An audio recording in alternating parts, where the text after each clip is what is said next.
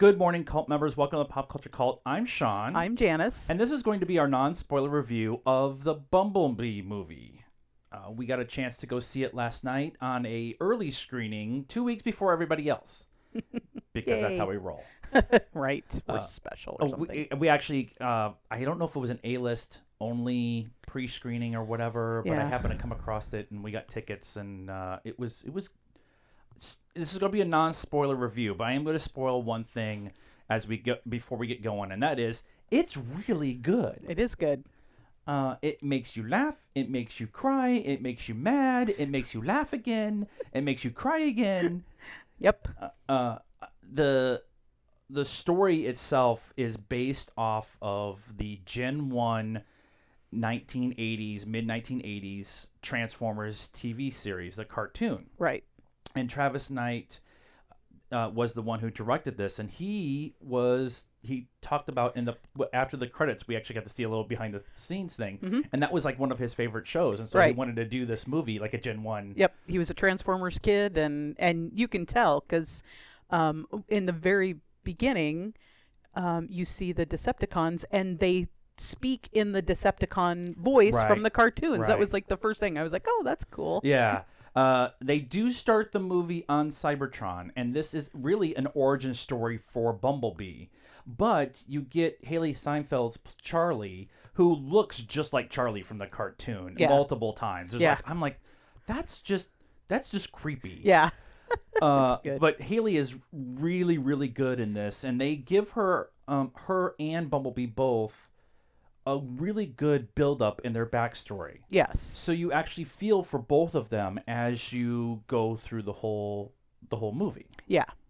Yeah. And I feel it was a lot better backstory than the Michael Bay Transformers movies gave you. I don't really feel like, other than, Witwicky's parents, who were kind of just the comic relief. Right. This was, you really understood kind of where she was coming from, and Bumblebee, you really felt bad for him. Right. Because he, for at least the way they set it up in the Michael Bay verse, that's how I'm going to call it, he was on Earth for a long time by himself. And so you kind of get a little bit of that backstory of why he was on Earth by himself. Right. Well, and you just don't, you don't really feel sorry for him in the Michael Bay movies. Right. I guess a little bit, but not anywhere. Not nearly as much. Yeah. The writer for this was Christina Hudson, and she brought a different feel to her writing within the Transformers universe. She was able to bring a lot of the 80s feels from the show, but also bring in the female perspective of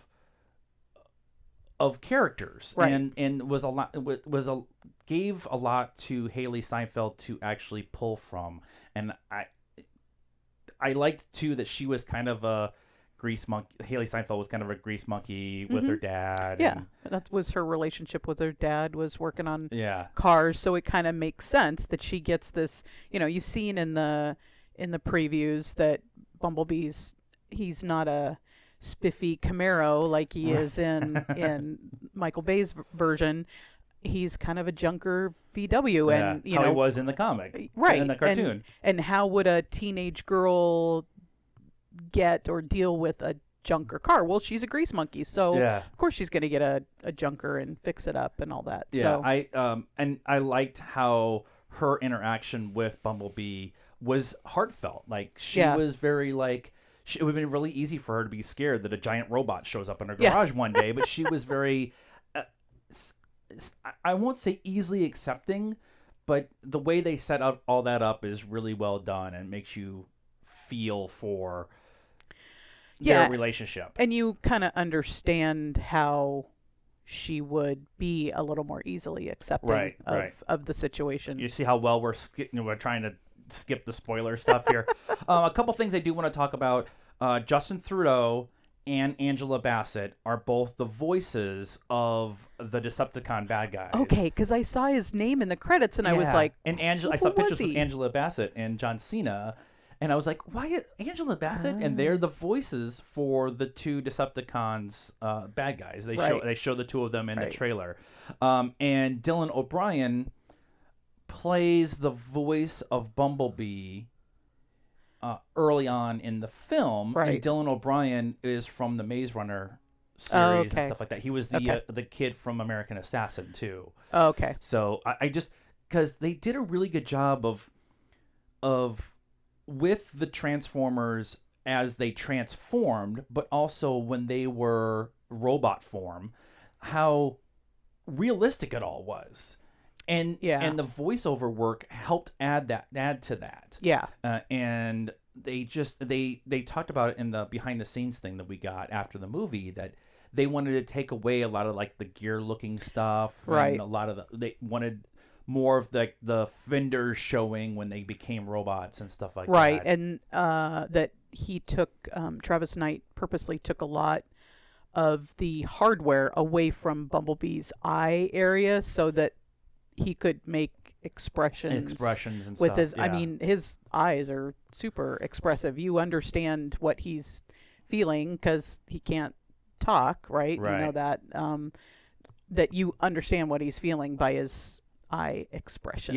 Yeah, because he can't from an talk. Inanimate object. Right. Though I did appreciate that they did some winks and nods to the Michael Bay universe. They didn't actually come right out and say this is part of that universe, but they did do some, like, they talked about a couple things that happened within the Michael Bay universe within this movie. Now, I feel they can go forward with more of movies within this universe and have them be their own thing, their own storyline outside of that Michael Bay universe.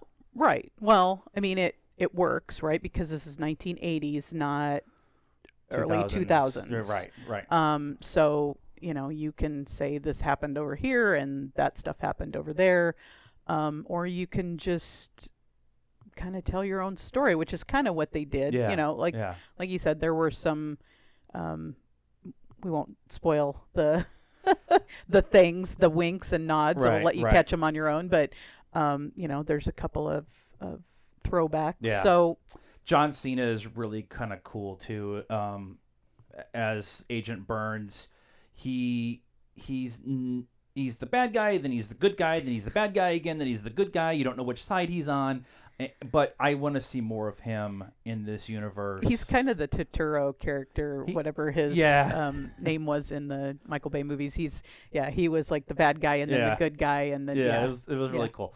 The only other thing that there's two things that I want to mention. One, we get it's known, we get Peter Cullen, who plays the voice of Optimus Prime, and that is one of the things that gave it that 80s feel. Yeah. Is having his voice as Optimus Prime multiple times in the movie. Yep. And it's really cool. They kind of set it up at San Diego Comic-Con that he was going to be in it with the whole, what does it take for a guy to be in your movie? Right. Kind of that whole scene and stuff like that. I don't know if that was all just set up or if it was actually in the works when they were doing that or whatever, but it was a nice touch to add. Yeah, it definitely, along with the Decepticons' voices, it helps add to the nostalgia. And every time they transformed, even if it was to make a gun or whatever, they play the sound. So it was a nice little touch. And the transforming, we were talking about last night after we saw it, the transforming in the Michael Bay versions, the transforming is this big, almost long process. Right. And B is like transforming left and right. He's like boop, boop, boop, boop. Yeah. It's pretty. There's a whole sequence that I could not stop crying laughing. Yeah. Because of the stuff that he's doing. There's one scene at the end, if you're an 80s kid who watched the show, where you will stand up and clap. Yeah. He did actually. I did clap. actually. So, and you'll understand when it happens. So, overall, we really liked it. I think it's surprisingly better than we had expected. Yes. Score? I'm going to give it a 4. I was going to give it a point too higher than what you gave it. So 4.25. So whatever you gave it, I was going to give it 0.25. What if I'd given it a 5? Well, then we'd have to do new math. That's the AP test. So that's our thoughts on Bumblebee, the movie. Go see it when it comes out on the 21st. We were just lucky to be able to see it ahead of time.